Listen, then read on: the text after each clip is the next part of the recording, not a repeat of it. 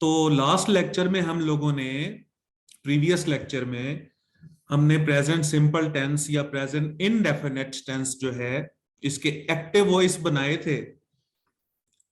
अब हम देखते हैं कि इसका पैसिव वॉइस कैसे बनता है। ठीक है,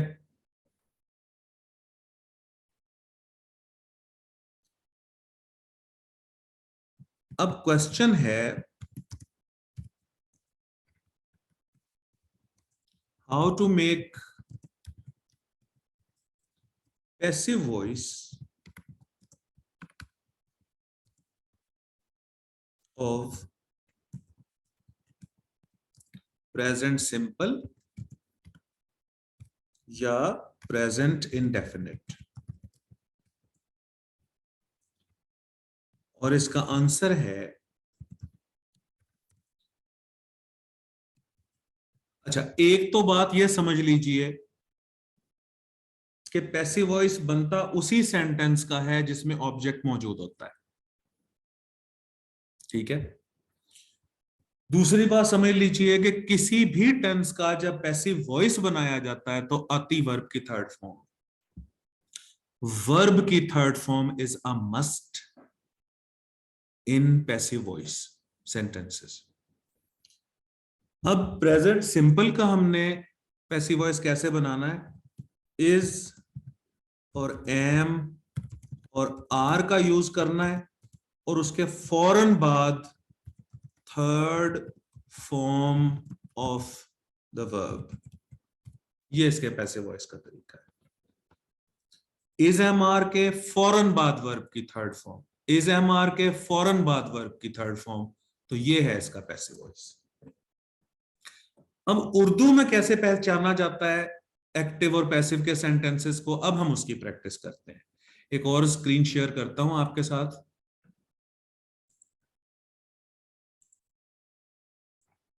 ये देखें जी,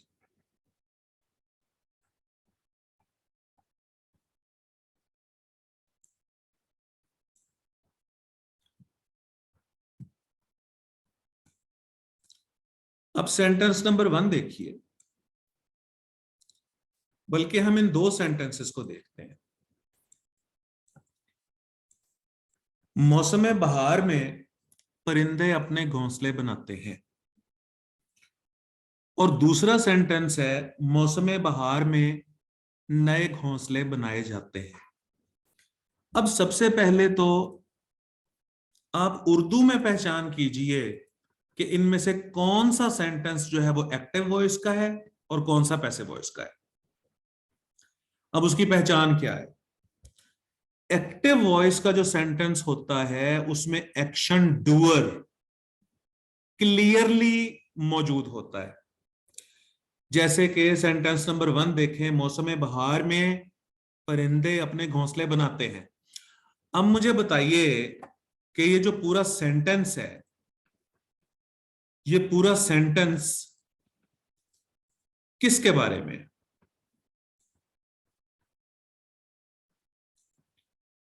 मौसम बहार में परिंदे अपने घोंसले बनाते हैं, ये पूरा सेंटेंस किसके बारे में?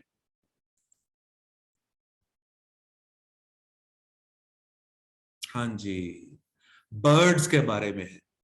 ठीक है, तो देखें इसी तरीके से हम, जब हमने प्रेजेंट जीरो और पास्ट जीरो किया था तो हम इसी तरीके से बात करते थे। अच्छा, मैविश कह रही है नेस्ट्स के बारे में है। अब जो कहते हैं कि नेस्ट्स के बारे में है, तो नेस्ट को सब्जेक्ट मानते हुए जरा सेंटेंस तो बना के दिखाइए। क्योंकि जब मैं ये क्वेश्चन पूछता हूं ना कि ये पूरा सेंटेंस किसके बारे में है, तो असल में मैं सब्जेक्ट का पूछ रहा होता हूं। अब मैविश ने कहा है कि ये पूरा सेंटेंस नेस्ट्स के बारे में है, तो नेस्ट को सब्जेक्ट मानिए और जरा सेंटेंस बना के दिखाइए।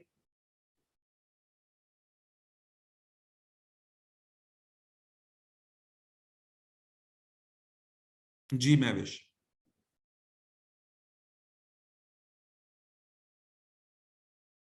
Nests are made by the birds अगर आप कह रहे हो तो ये तो एक्टिव वॉइस का सेंटेंस है, ये पैसिव वॉइस का है ही नहीं।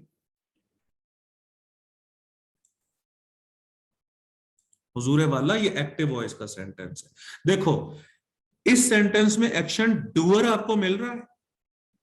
मैं विश बताएं, मौसम बहार में परिंदे अपने घोंसले बनाते हैं, इसमें एक्शन डूअर आपको मिल रहा है, वो है बर्ड्स। तो द बर्ड्स। अच्छा, अब बर्ड्स के साथ मुझे बताइए कि मेक लगाऊं या मेक्स लगाऊं, बताइए।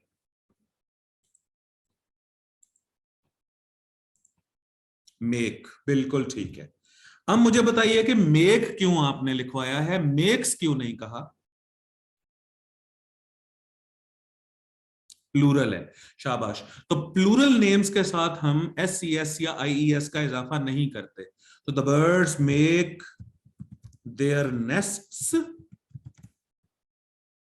Make their nests in the spring. In the spring season भी कहा जा सकता है और इन द स्प्रिंग भी कहा जा सकता है। अब देखो जी, यहां अब हम हाईलाइट करते हैं। अब बर्ड्स हो गया यहां पर सब्जेक्ट, और मेक हो गया यहां पर वर्ब, और क्लॉज हो गया मुकम्मल। और जैसे कि मैं शुरू से पहले अगर लिंकिंग वर्ब का हमने यूज किया था प्रेजेंट जीरो में और पास्ट जीरो में, तो तब भी मैं कहता था भाई क्लॉज बनाना सीखो, क्लॉज। तो अगर आपको क्लॉज क्लियरली समझ आ जाता है तो बाकी इमारत इसके ऊपर खड़ी की जा सकती है। तो the birds make their nests in the spring, तो ये बन गया क्लॉज, बर्ड्स और मेक। अच्छा, अब दूसरा सेंटेंस देखें। मौसम बहार में नए घोंसले बनाए जाते हैं। अब मुझे आप बताओ कि क्या इस सेंटेंस में एक्शन डूअर है?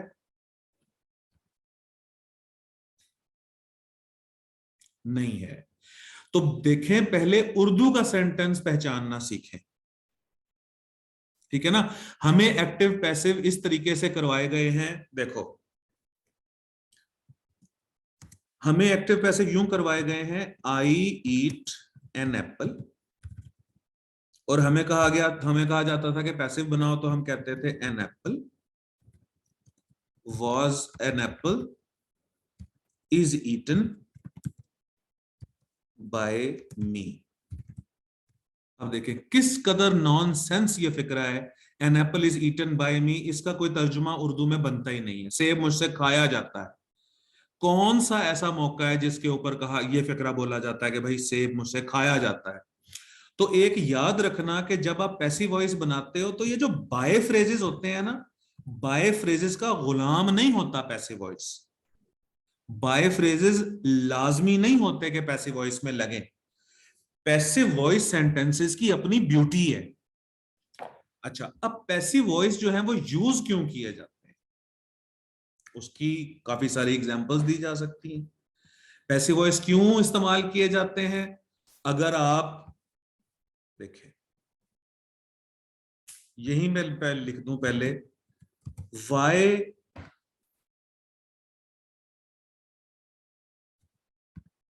Do we make passive voice, या what is the use of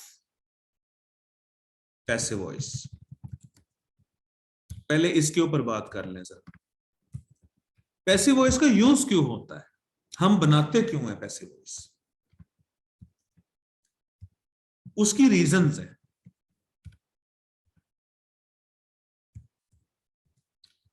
उसकी रीजंस है। पहली रीजन उसकी ये है कि हम रीडर्स का जो फोकस होता है उसको शिफ्ट करना चाहते हैं, to shift the reader's focus.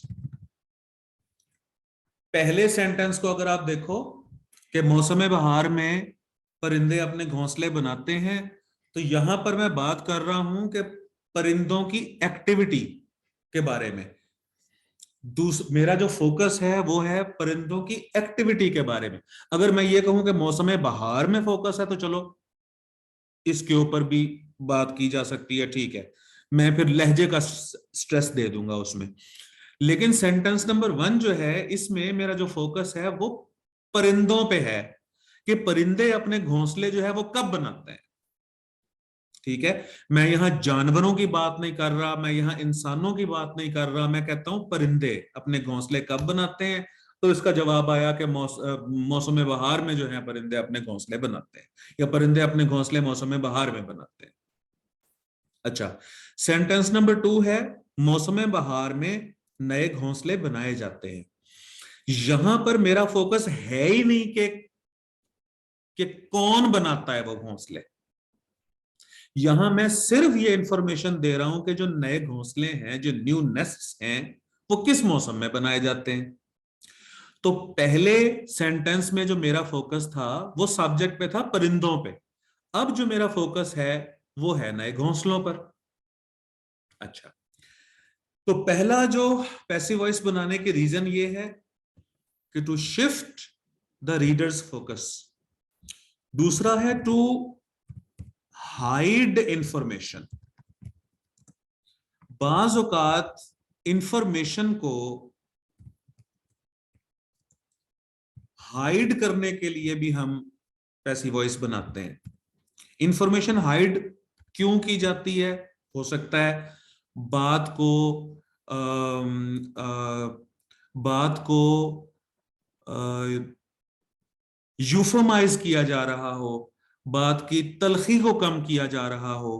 बिलफर्ज अगर मैं कहूं कि पॉलिटिशियंस चीट द पब्लिक। अब ये जो सेंटेंस है बड़ा एम्पली क्लियर सेंटेंस है कि कौन चीट करता है पब्लिक को। तो डायरेक्ट यहां पर सब्जेक्ट आ गया कि पॉलिटिशियंस चीट करते हैं, बिलफर्ज। अच्छा, अब इसका पैसिव वॉइस देखते हैं। Public is cheated. पब्लिक को धोखा दिया जाता है।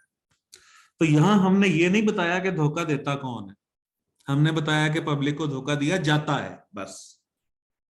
तो दूसरी रीजन जो होती है वो पैसिव वॉइस की ये होती है कि हम इंफॉर्मेशन को हाइड करते हैं।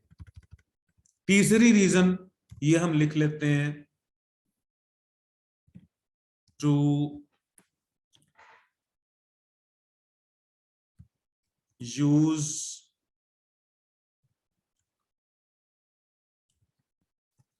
Diplomatic style.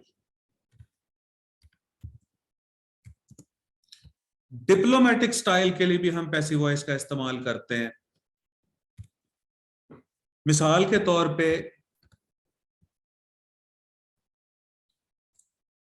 डिप्लोमेटिक की जगह देखो टैक्टफुल लिखूं।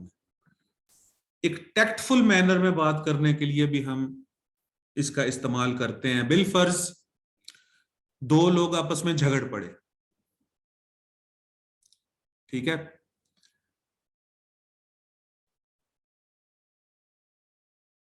और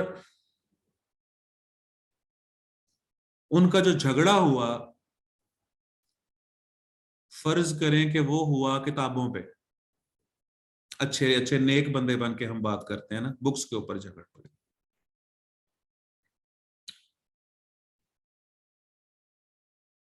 यहां हम इसको यूं समझते हैं इस चीज को कि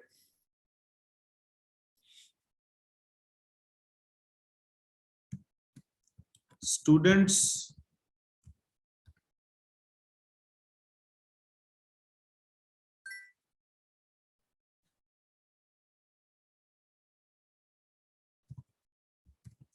abuse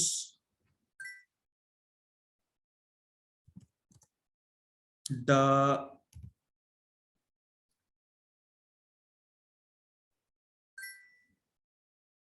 students abuse the librarian, फर्ज करे कर लेते हैं।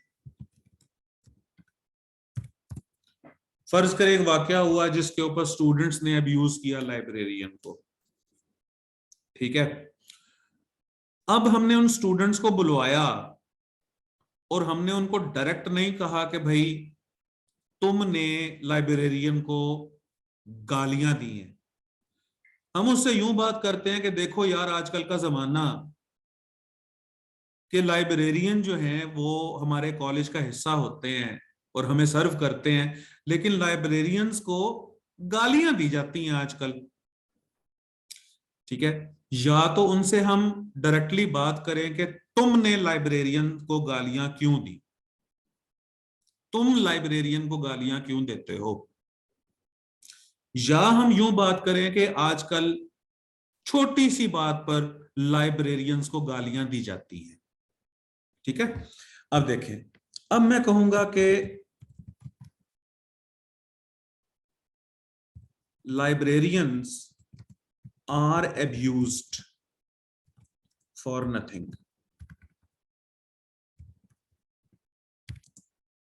कि लाइब्रेरियंस को गालियां दी जाती हैं बिला वजह।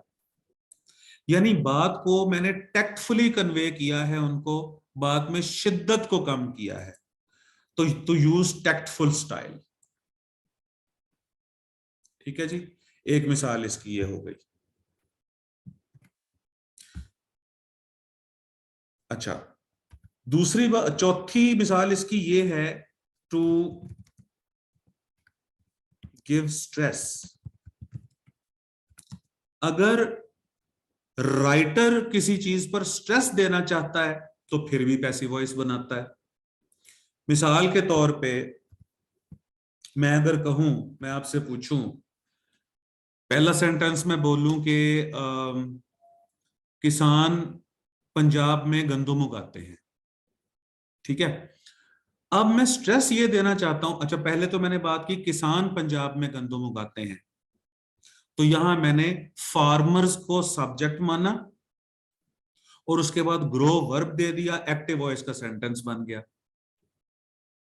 अच्छा, या मैं कहूं कि आजकल तो जो पढ़े लिखे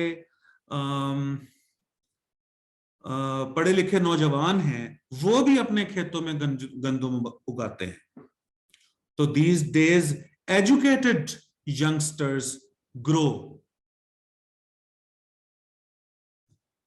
wheat in their fields। अच्छा, यानी कि एक्शन डूअर के ऊपर मेरा स्ट्रेस है। लेकिन अगर मैं ये कहना चाहूं कि गंदम जो है वो पंजाब में उगाई जाती है, ठीक है, तो फिर मैं पैसिव वॉइस का सेंटेंस बनाऊंगा कि जैसे wheat is grown in Punjab, ये देखिए। तो रीजंस जो हैं वो पैसिव वॉइस बनाने के कई हैं। चंद एक रीजन जो मेरे जहन में आए, मैंने जोर लगाया तो आपको बता दिया है कि रीडर्स का जो फोकस है उसको शिफ्ट करने के लिए, इंफॉर्मेशन हाइड करने के लिए, डिप्लोमेटिक यूज करने, लैंग्वेज यूज करने के लिए। अच्छा, फिर ऑफिशियल कॉरेस्पॉन्डेंस जो होती है उसके अंदर भी हम पैसिव वॉइस का इस्तेमाल करते हैं। जो सरकारी खतो किताबत होती है, जब ऑफिशियली एक दूसरे को लेटर लिखे जाते हैं, मिसाल के तौर पर एक सेंटेंस में लिखता हूं कि मेरा कॉलेज है तो मैं चाहता हूं कि वहां पर वॉक थ्रू गेट्स जो हैं वो डायरेक्टर साहब लगवाएं। तो एक तो तरीका मेरा ये है कि यू शुड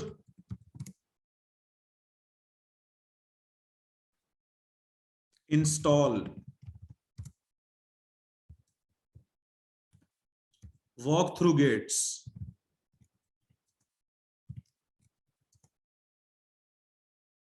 या तो मैं यू करके बात करूं। लेकिन एक तरीका और भी है कि walk through gates should be installed, ठीक है।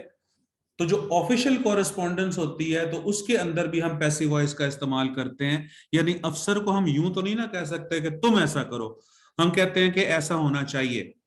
या तो मैं डायरेक्टर को यूं इस तरह से बात करूं कि you should order to install walk through gates in my college, तो ये एक नामुनासिब तरीका होगा बात करने का। या फिर मैं यूं कहूं कि walk through gates should be installed in my college, तो ये तरीका जो है थोड़ा मैनरली होगा। ठीक है, तो पैसिव वॉइस, इसलिए मैं कह रहा था कि ये बजाते खुद एक पैसिव वॉइस का अपना एक वजूद है, ये एक्टिव वॉइस का गुलाम नहीं होता कि पहले सेंटेंस एक्टिव वॉइस का हो तो फिर उसका पैसिव वॉइस बने, ऐसा हरगिज नहीं है। अच्छा, अब पैसिव वॉइस जो है उसको पहचानते हैं हम किस तरह है। अब मेरी पहचान का तरीका ये है कि जो एक्टिव वॉइस का सेंटेंस होता है उसमें एक्शन डूअर क्लियर होता है, और पैसिव वॉइस का जो सेंटेंस होता है उसमें एक्शन डूअर क्लियर नहीं होता, उसका सब्जेक्ट डिफरेंट होता है। जैसे सेंटेंस नंबर 2 है, मौसम बहार में नए घोंसले बनाए जाते हैं। अब ये पूरा सेंटेंस नए घोंसलों के बारे में है, तो मैं कहूंगा कि न्यू नेस्ट्स आर मेड। अब देखें, अब न्यू नेस्ट्स यहां पर हो गया सब्जेक्ट, नेस्ट्स यहां पर हो गया सब्जेक्ट, और मेड यहां पर हो गया verb, are made, passive voice. अब इस सेंटेंस में ये नहीं कहा जा रहा कि घोंसले बनाता कौन है। New nests are made in the spring, ये देखो जी। फिर देखिए इस बात को, अगर मैं कहूं कि मौसम बहार में परिंदे अपने घोंसले बनाते हैं, तो ये एक्टिव वॉइस का सेंटेंस इसलिए है कि यहां पर एक्शन डूअर और एक्शन दोनों मौजूद है, और ये पैसिव वॉइस का सेंटेंस इसलिए है कि इसमें एक्शन डूअर मौजूद नहीं है। एक तो तरीका है ये एक्टिव और पैसिव को पहचानने का। दूसरा तरीका ये है बेटे कि एक्टिव वॉइस का जो सब्जेक्ट होता है वो एक्शन डूअर होता है, और पैसिव वॉइस का जो सब्जेक्ट होता है वो एक्शन रिसीवर होता है। अब जरा इस बात को समझो, सेंटेंस नंबर 1 में देखो बर्ड्स एक्शन डूअर है, और सेंटेंस नंबर 2 में देखो ये जो नेस्ट है ये एक्शन रिसीवर है, नेस्ट को बनाया जाता है, तो ये एक्टेड अपॉन है, इसके ऊपर काम हुआ है, एक्शन रिसीवर है ये। तो कोशिश मैंने अपने टूटे फूटे अंदाज में की है कि आपको समझा पाऊं कि एक्टिव वॉइस, पहली बात तो ये कि पैसिव वॉइस बनाए क्यों जाते हैं, उसकी रीजंस मैंने आपको बताने की कोशिश की है। और ये रीजंस इसलिए बताई हैं कि आप पैसिव वॉइस बनाने के लिए ना तो बाय फ्रेज के गुलाम हो और ना ही आप एक्टिव वॉइस सेंटेंस के गुलाम हो। पैसिव वॉइस का सेंटेंस खुद जिंदा जीता जागता इंडिविजुअल होता है, ठीक है, उसका एक अपना पर्पस होता है। अब आप अगले 2 सेंटेंसेस को देखिए। सेंटेंस नंबर 3 और 4 को देखिए। नई हुकूमतें तरक्कियाती मंसूबों का आगाज करती हैं, और दूसरा सेंटेंस है नए तरक्कियाती मंसूबों का आगाज किया जाता है। अब इसमें समझ आती है आपको कि कौन सा एक्टिव है कौन सा पैसिव है इन दोनों में। नई हुकूमतें तरक्कियाती मंसूबों का आगाज करती हैं। महविश, आप अगर मेरा पिछला लेक्चर सुन लोगे ना तो बेटे फिर आपको तब क्लियर हो जाएगा। हाँ, नई हुकूमतें तरक्कियाती मंसूबों का आगाज करती हैं, ये एक्टिव वॉइस है। अब मुझे बताओ ये आपको कैसे पता चला एक्टिव वॉइस है, इनायतुल्लाह?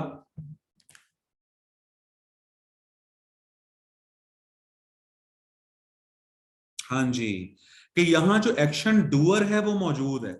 अब ये देखें, new governments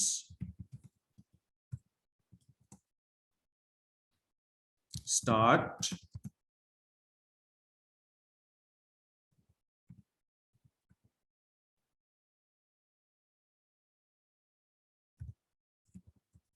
development, developmental projects. अच्छा, अब मुझे बताइए यहां पर गवर्नमेंट क्या है?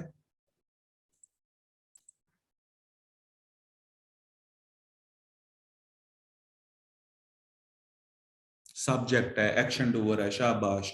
और यहां स्टार्ट क्या है?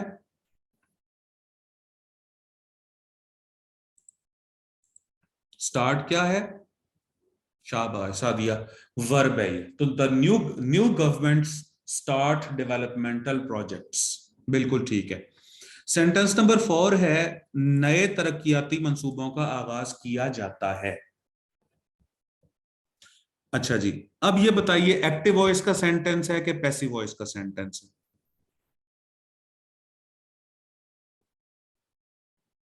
पैसिव वॉइस का सेंटेंस है। ये कैसे पता चला है आपको ये पैसिव है?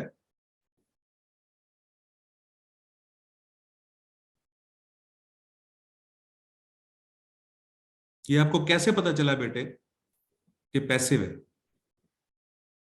शाबाश, सादिया कह रही हैं कि एक्शन डूअर नहीं है इसमें। एक्शन डूअर, इनायत भी कह रहे हैं एक्शन डूअर क्लियर नहीं है इसमें। ठीक है जी। तो न्यू डेवलपमेंटल प्रोजेक्ट्स, मैविश कह रही हैं कि एक्शन रिसीवर है यहां पर सब्जेक्ट, बिल्कुल ठीक है। New developmental projects. अच्छा, इज लगाऊं, एम लगाऊं या आर लगाऊं?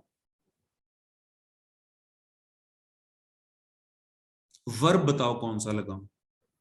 आर। अच्छा, अब बताओ स्टार्ट लगाऊं या स्टार्टेड कहूं? स्टार्ट कहूं या स्टार्टेड कहूं? स्टार्टेड कहूं, बिल्कुल ठीक है जी।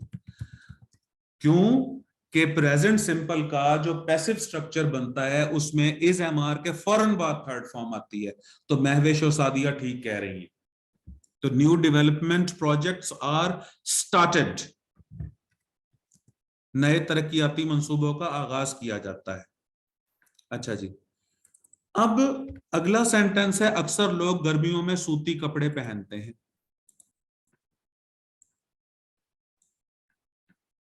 एक्टिव है या पैसिव है?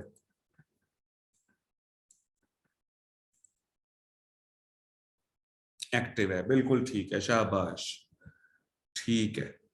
अच्छा बच्चे कम है, मैं आपको अनम्यूट करता हूं, 1 मिनट ठहरो जरा।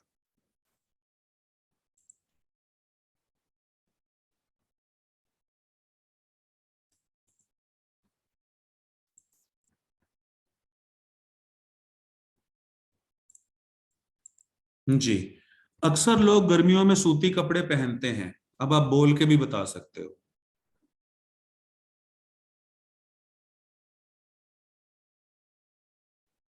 ठीक है जी। तो अब यहां पर बताएं सब्जेक्ट क्या हुआ? पीपल हुआ, बिल्कुल ठीक है। ऑलस ठीक कह रहे हैं। मोस्ट पीपल, अच्छा जी, मोस्ट पीपल के साथ वियर कहूं या वियर्स कहूं? वियर। वियर कहूं, शाबाश। अब मुझे बताओ वियर क्यों कहूं, वियर्स क्यों ना? क्योंकि सर पीपल जो है वो प्लूरल है, प्लूरल सब्जेक्ट है। शाबाश। तो most people wear cotton clothes in the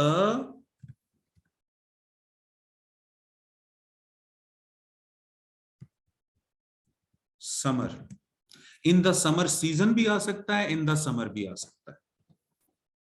ठीक है, अब यहां पर पीपल हो गया सब्जेक्ट एक्टिव वॉइस का और एक्शन डूअर है, और वियर हो गया इसका वर्ब। अच्छा, अब दूसरा सेंटेंस है सूती कपड़े ज्यादातर गर्मियों में पहने जाते हैं। एक्टिव वॉइस है कि पैसिव वॉइस है? पैसिव वॉइस है सर। शाबाश, पैसिव वॉइस है। अब मुझे बताइए कि मैं सेंटेंस स्टार्ट कहां से करूं? Cotton clothes. बिल्कुल ठीक है जी, अभी 1 मिनट ठहरिएगा। बिल्कुल ठीक है, कॉटन क्लोथ्स। अब बताइए इज लगाऊं, एम लगाऊं? आर फिर सर आएगा बिल्कुल ठीक है, wore, third form of word. Cotton clothes are. अब बताएं वियर लगाऊं, वोर लगाऊं या वॉर्न लगाऊं? Wore, born, wore. बिल्कुल ठीक है जी। तो यहां पहले फॉर्म हम लिख लेते हैं, वियर है, वोर है और वॉर्न है। तो यहां पर मैं वॉर्न लगाऊंगा। तो cotton clothes are worn in the, ज्यादातर गर्मियों में पहने जाते हैं। Worn mostly in the summer. ये देखो,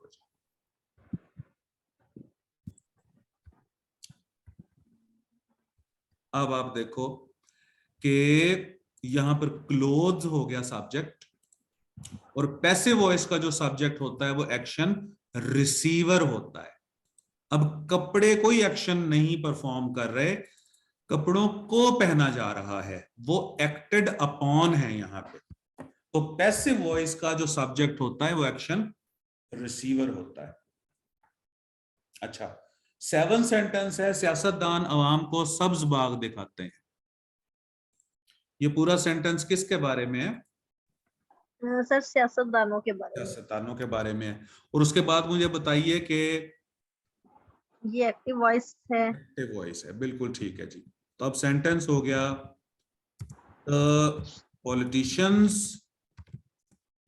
सब्ज बाग दिखाना। अब इसका ये कोई मुहावरा है, इसकी कोई ट्रांसलेशन अच्छी सी बताओ,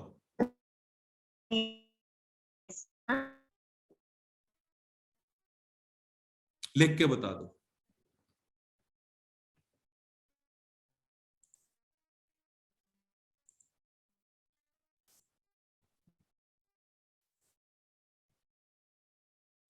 चीट बिल्कुल ठीक आ गया। ऑलस कह रहे हैं, नहीं बेटे वर्ब चाहिए मैं भी हमें यहाँ पे। फॉल्स होप्स जो हैं ये तो नाउन हो गया ना, फॉल्स हो गया यहाँ पर एडजेक्टिव, और होप्स हो गया यहाँ पर नाउन।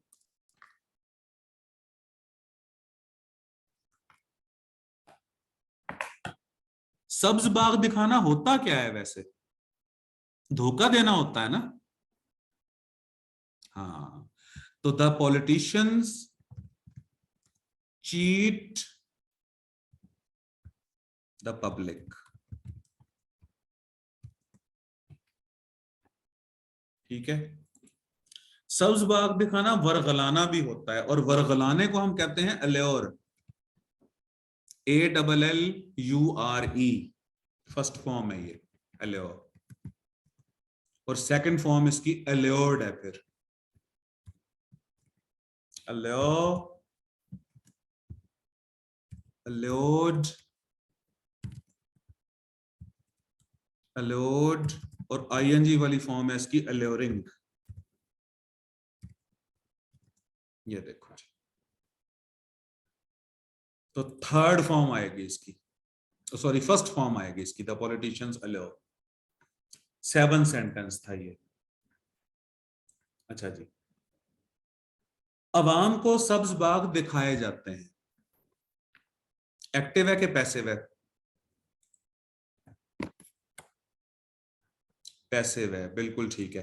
अवाम को सब्ज बाग दिखाए जाते हैं, पैसिव है, बिल्कुल ठीक है। सेंटेंस स्टार्ट करवाइए अब जरा, कहां से स्टार्ट करूं?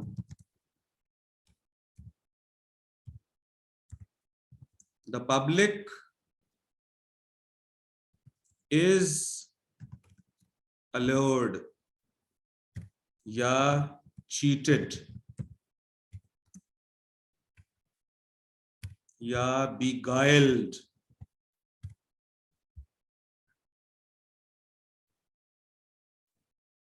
अच्छा, जावेद ऐसी उम्दा तकारीर कैसे करता है?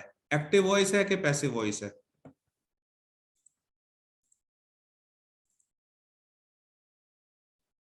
एक्टिव वॉइस है। अब मुझे बताएं, शाबाश, ठीक है, जावेद सब्जेक्ट है। अब मुझे बताएं कि हाउ डू जावेद कहूं या हाउ डज जावेद कहूं?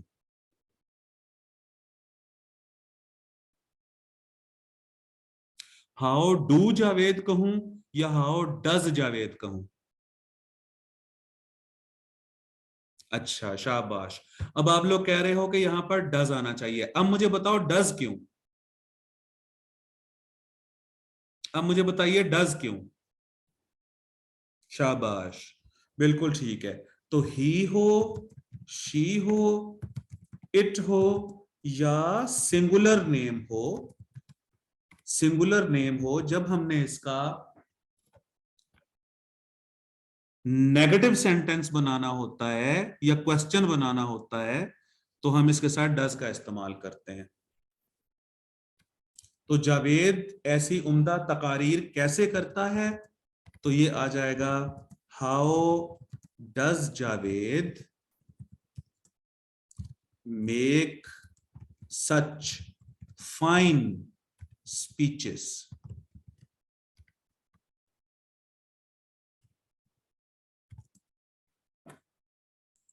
हाउ डज जावेद, और आखिर में आ जाएगा क्वेश्चन मार्क।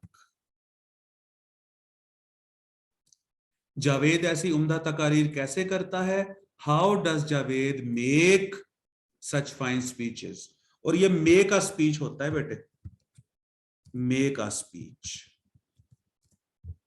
जैसे मेक अ फोन कॉल होता है, जैसे मेक एन इन्वेस्टमेंट होता है। ठीक है, हाँ। मेक्स क्यों नहीं आएगा मैं विश, इसके लिए आपको मेरा पिछला वाला लेक्चर सुनना होगा। मैविश को कोई जवाब दे कि मेक्स क्यों नहीं आएगा। मैं अनम्यूट करता हूं। हाउ डज जावेद मेक्स क्यों नहीं आएगा।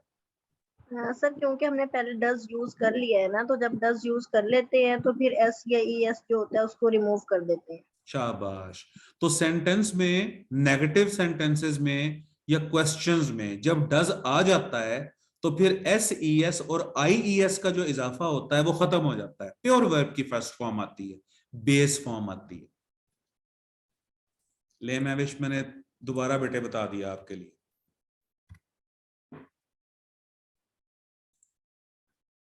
अच्छा जी,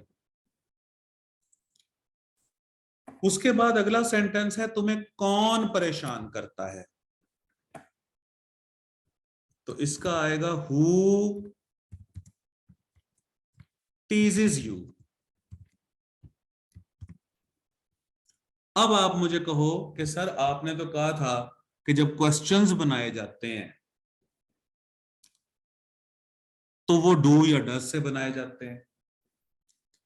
अब मैंने ये क्यों नहीं लिखा who does tease you.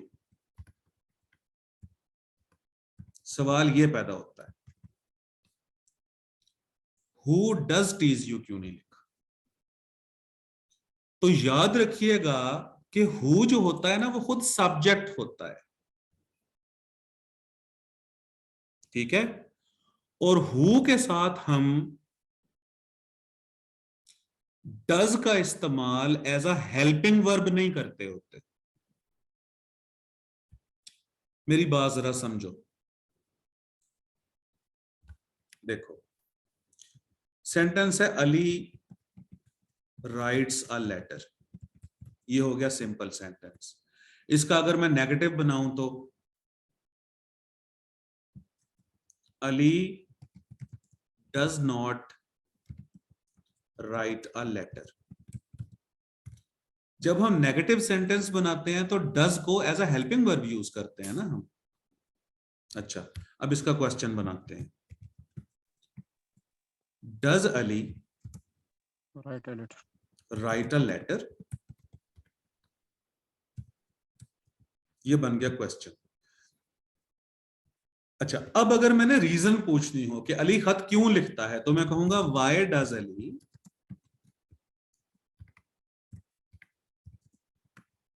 Right a letter. ये देखो जी। अगर मैं कहूं कि अली कब खत लिखता है तो फिर मैं कहूंगा कि when does Ali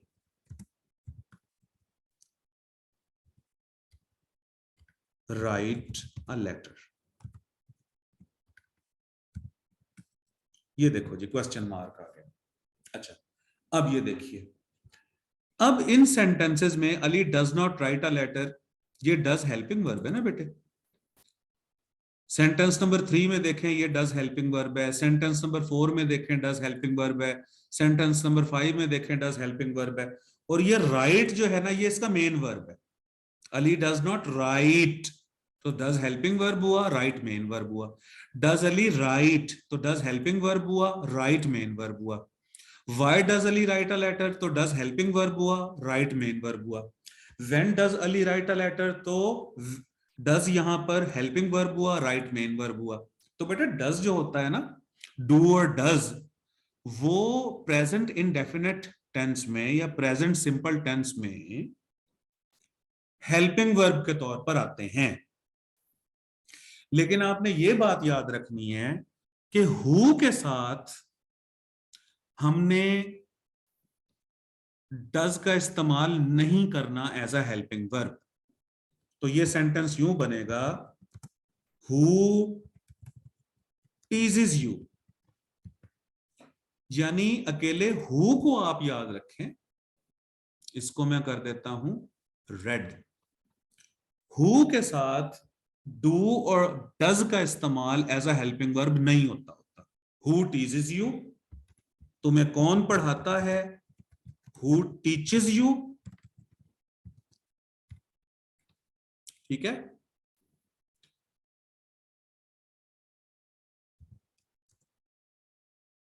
who helps you. देखें, जहां पर हु आ रहा है ना बेटे, वहां पर कोई और सब्जेक्ट है नहीं। हु जो है वो बजाते खुद सब्जेक्ट है।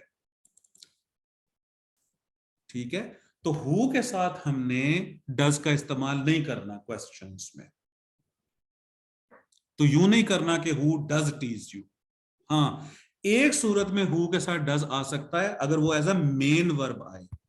हु डज दिस, ये कौन करता है। ये देखो,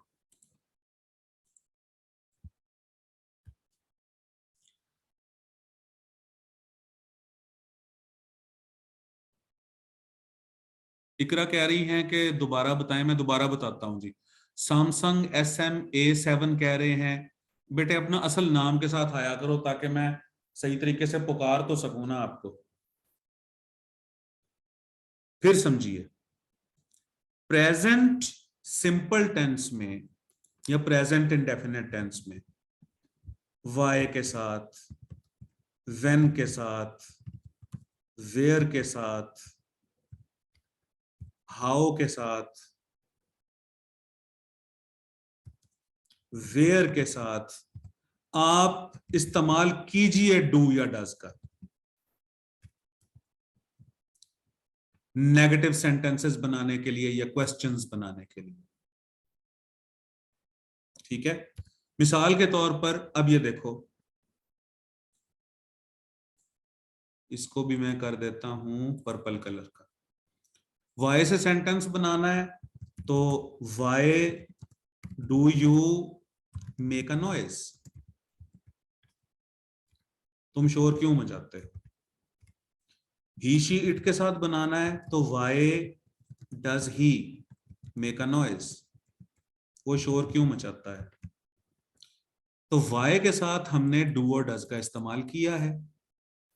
ठीक है, इसी तरह व्हेन के साथ, वेयर के साथ इस्तेमाल कर लो। देखो सेंटेंस देखो, वेयर डू यू लिव, तुम कहां रहते हो।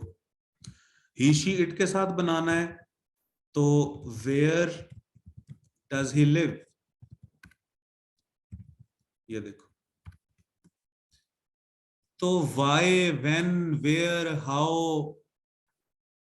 वगैरह इनके साथ आप लोग डू और डज का इस्तेमाल करो। सिर्फ हु के साथ आपने डज का इस्तेमाल या डू का इस्तेमाल नहीं करना।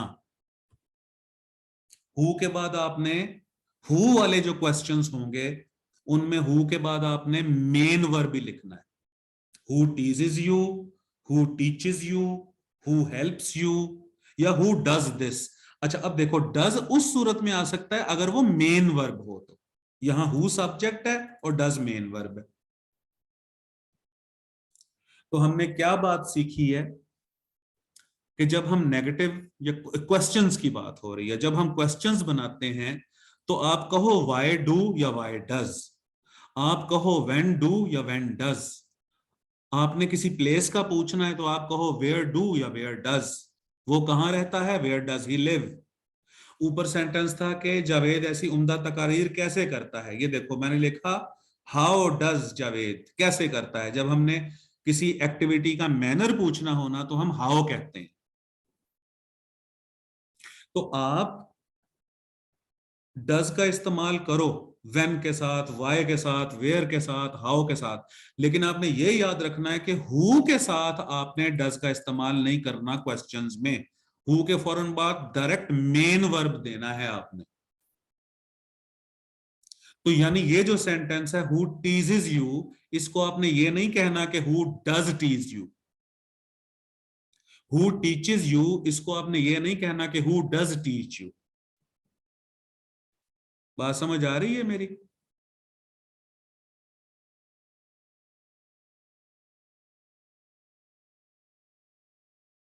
ठीक है, बिल्कुल सही है। हु के साथ एक सूरत में डज आ सकता है, अगर डज मेन वर्ब हो तो। यहां पर देखें, अब ये देखो, इसकी मैं नंबरिंग करता हूं, एक minute. Sentence number 1, sentence number 2। अब Ali does not write a letter, यहां पर डज और राइट में रिलेशनशिप क्या है? राइट यहां पर मेन वर्ब है, डज यहां पर हेल्पिंग वर्ब है। अब सेंटेंस नंबर 3 को देखते हैं। Does Ali write a letter, यहां डज में और राइट में रिलेशनशिप क्या है? डज यहां पे भी हेल्पिंग वर्ब है और राइट मेन वर्ब है। अच्छा, अब अगले सेंटेंस को देखते हैं। Why does Ali write a letter, Ali खत क्यों लिखता है? यहां डज में और राइट में क्या रिलेशनशिप है? डज यहां पर हेल्पिंग वर्ब है और राइट यहां पर मेन वर्ब है। अब सेंटेंस नंबर 5 को देखते हैं। When does Ali write a letter, Ali कब खत लिखता है? तो डज यहां पर मेन वर्ब है, सॉरी डज यहां पर हेल्पिंग वर्ब है और राइट यहां पर मेन वर्ब है। ठीक है, तो प्रेजेंट इंडेफिनिट टेंस में या प्रेजेंट सिंपल टेंस में हम लोग क्या करते हैं कि डू या डज को generally as a helping verb इस्तेमाल करते हैं ना। सेंटेंस नंबर 2 को देख लें, यहां पर डज हेल्पिंग वर्ब है। 3 को देखें तो हेल्पिंग वर्ब है डज। 4 को देखें तो हेल्पिंग वर्ब है। 5 को देखें तो हेल्पिंग वर्ब है डज। ठीक है, अच्छा, तो डज और डू प्रेजेंट इंडेफिनिट टेंस में या प्रेजेंट सिंपल टेंस में हेल्पिंग वर्ब के तौर पर आते हैं। आपने हु के साथ डज का इस्तेमाल नहीं करना हेल्पिंग वर्ब के तौर पे। आपने हु के फौरन बाद मेन वर्ब का यूज करना है। Who teaches you, who teaches you, who helps you, या हु डज दिस। यहां पर डज हेल्पिंग वर्ब नहीं है, यहां पर ये मेन वर्ब है। आप ऐसे करो कि सेंटेंस नंबर 5, इसको मैं करता हूं रेड कलर का, और हु डज दिस, इसको भी पूरे को रेड कलर का करता हूं। इन दो सेंटेंसेस को जरा कंपेयर करो आप।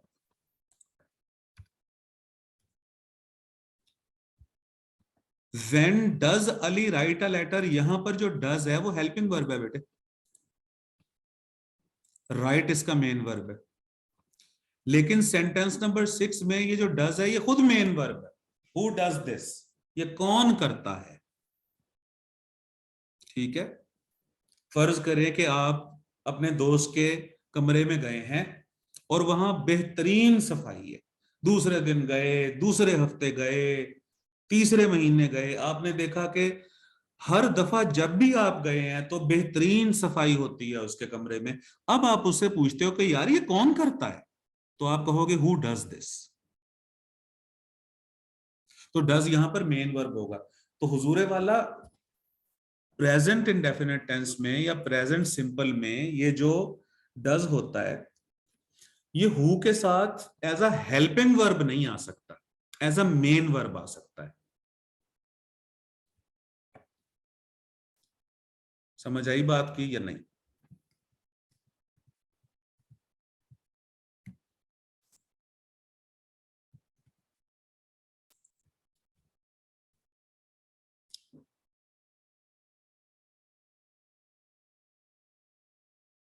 ठीक हो गया जी फातिमा, थैंक यू बेटे।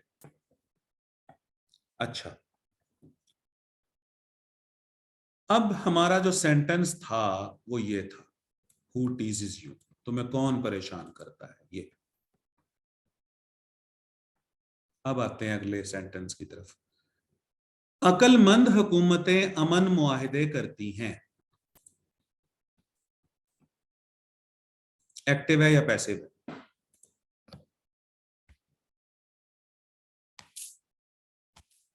अक्लमंद हुकूमतें अमन मुआहिदे करती हैं। महविश, ऑलस, इनायत ये कह रहे हैं एक्टिव है। बिल्कुल ठीक है। तो the wise governments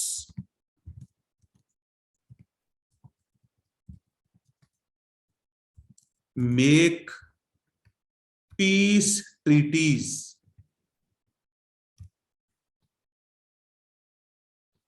गवर्नमेंट्स हो गया यहां पर सब्जेक्ट और मेक हो गया यहां पर इसका वर्ब।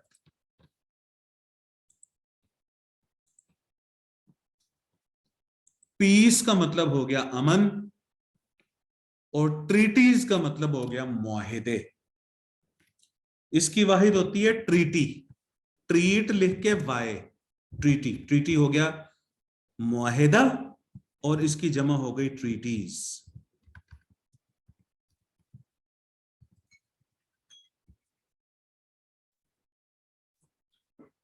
और इसकी जो इसका जो प्लूरल हो गया वो हो गया ट्रीटीज।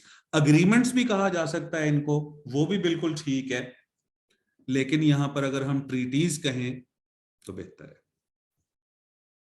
अच्छा, अब अगर हम अगले सेंटेंस को देखें कि अमन मुआहिदे तमाम लोगों की बेहतरी के लिए किए जाते हैं। अब इस सेंटेंस में यह नहीं है कि अमन मुआहिदे करता कौन है, तो ये पैसिव वॉइस है। पैसिव वॉइस हो गया ना। तो यस सर। हाँ, तो peace treaties are made for the betterment of the people। अब पैसिव वॉइस हो गया, ट्रीटीज यहां पर हो गया सब्जेक्ट, आर मेड हो गया इसका वर्ब। और पैसिव वॉइस जब हम बनाते हैं प्रेजेंट सिंपल का या प्रेजेंट इंडेफिनिट का, तो इज एम आर के फौरन बाद third form, is am are के फौरन बाद third form, is am are के फौरन बाद थर्ड फॉर्म। प्रेजेंट सिंपल या प्रेजेंट इंडेफिनिट की मैं बात कर रहा हूं। पीस ट्रीटीज आर मेड, अमन मुआहिदे किए जाते हैं। ये देखो, ये है आपका main clause, for the betterment of the public. For the betterment ये एक फ्रेज हो गया, ऑफ द पब्लिक ये दूसरा फ्रेज हो गया। इसीलिए मैं बेटे बार बार कहता हूं कि मैंने जो स्टार्ट किया था आपको वो फ्रेजेस से स्टार्ट किया था, कि भाई आपको क्लॉज और फ्रेज का पता चल जाए।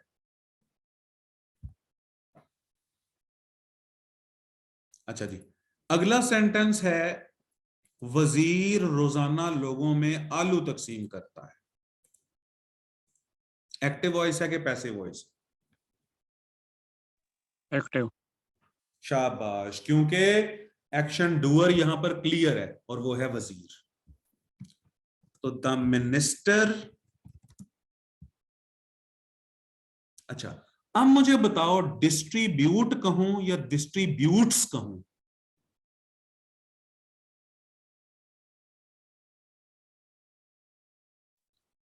डिस्ट्रीब्यूट, डिस्ट्रीब्यूट कहूं या डिस्ट्रीब्यूट्स कहूं? ड्यूट्स। शाबाश। डिस्ट्रीब्यूट्स क्यों कहूं? सर मिनिस्टर सिंगुलर है ना। शाबाश, कि जो मिनिस्टर है वो यहां पर सिंगुलर है, तो द मिनिस्टर डिस्ट्रीब्यूट्स potatoes।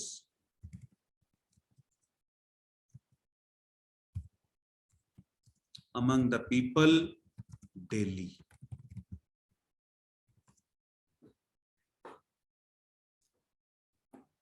अच्छा जी, फरोगे तालीम के लिए धरने क्यों नहीं दिए जाते?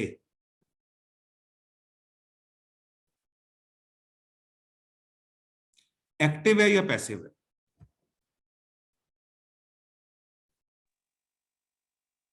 एक्टिव वॉइस है सर, जो अभी बनाया है। दूसरे वाला फ्लोगे तालीम के लिए धरने क्यों नहीं दिए जाते हैं, सर ये पैसिव वॉइस है। पैसिव वॉइस है, शाबाश। क्योंकि धरना देने वाला यहां पर क्लियर नहीं है ना, धरना देने वाले यहां पर क्लियर नहीं है। तो धरने क्यों, या तो मैं यूं कहूं कि लोग धरने क्यों नहीं देते, फरोगे तालीम के लिए लोग धरने क्यों नहीं देते, फिर हो जाएगा एक्टिव वॉइस कि जो धरने देने, एक्शन है उसका डूअर आ जाएगा। ठीक है,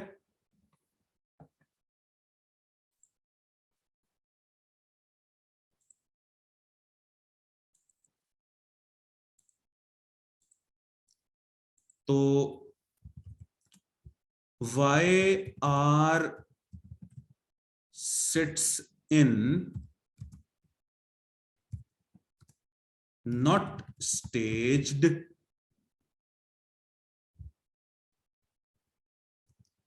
for the promotion of education.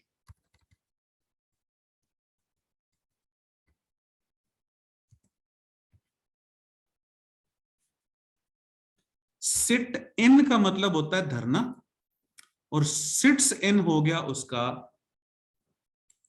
Plural.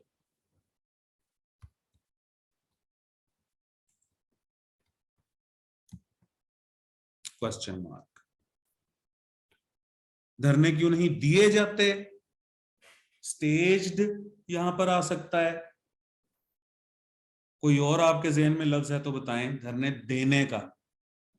Protest जो होता है वो तो होता है एहतजाज करना।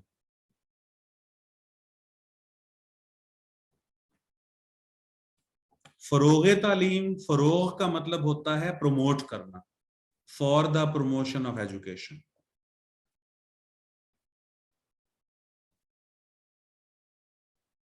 अच्छा जी, अगला सेंटेंस है रवादारी तबकाती फर्क को खत्म करती है। ये पूरा फिक्रा किसके बारे में है?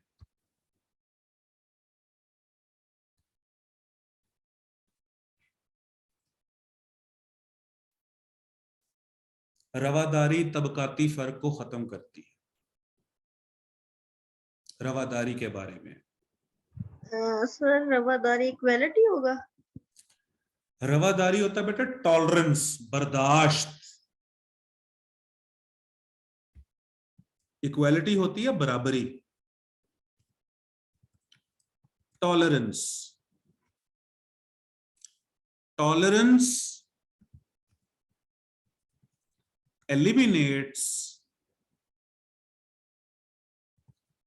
class differences। अब टॉलरेंस यहां पर हो गया सब्जेक्ट, और एलिमिनेट्स आएगा यहां पे।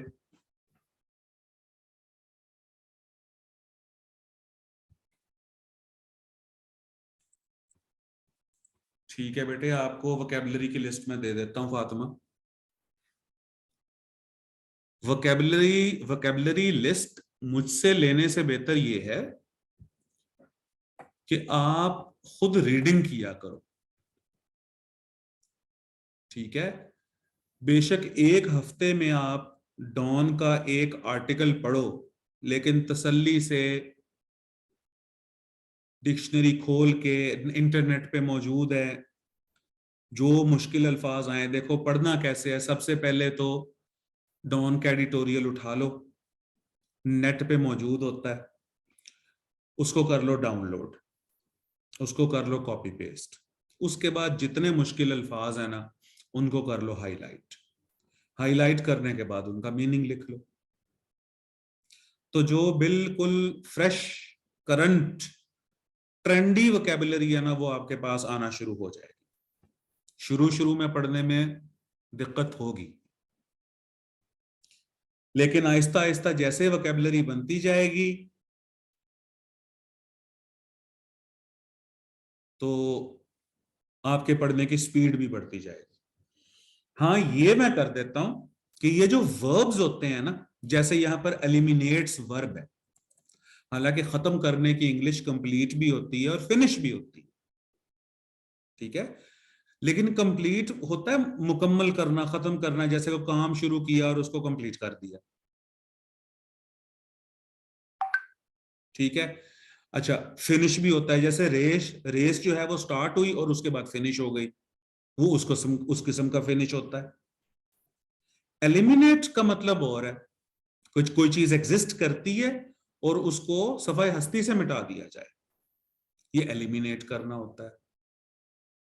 तो मैं आपको वर्ब की लिस्ट दे देता हूं, लेकिन अगर आपने ताजा फ्रेश वोकैबुलरी रेडी करनी है ट्रेंड के मुताबिक, जो आपको काम भी आए प्रेसी, कॉम्प्रीहेंशन, ऐसे वगैरह में, तो आप रेगुलरली डॉन पढ़ना शुरू करो।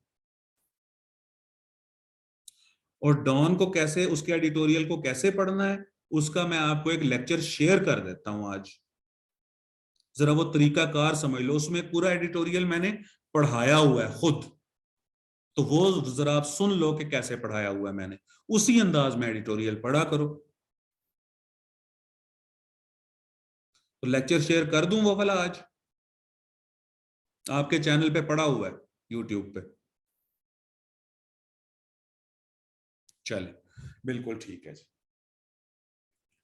तो टॉलरेंस हो गया यहां पर रवादारी, और रवादारी का मतलब क्या होता है? बर्दाश्त करना एक दूसरे के वजूद को, एक दूसरे की ओपिनियन को, एक दूसरे की राय को सुनना, एक दूसरे के वजूद को मानना, एक दूसरे की प्रेजेंस को मानना कि हाँ भाई, मैं ही अकेला एग्जिस्ट नहीं करता दुनिया में, और भी लोग एग्जिस्ट करते हैं, उनके भी हुकूक है, हमारे कुछ हुकूक हैं, हमारे कुछ फराइज हैं, दूसरे लोगों के भी कुछ हुकूक और फराइज हैं। टॉलरेंस का यह मतलब होता है बर्दाश्त, रवादारी। और एलिमिनेट्स हो गया खत्म करना। अच्छा, एलिमिनेट्स क्यों कहा है मैंने? क्योंकि यहां पर ये टॉलरेंस जो है वो सिंगुलर सब्जेक्ट है आपका। तो tolerance eliminates class differences. Class differences का मतलब हो गया तबकाती फर्क, ठीक है। अच्छा जी, इसके आगे ये मुसलसल पैराग्राफ है, ये मैं आपको शेयर कर देता हूं, और इसकी आप मुझे ट्रांसलेशन करके तो भेज दो,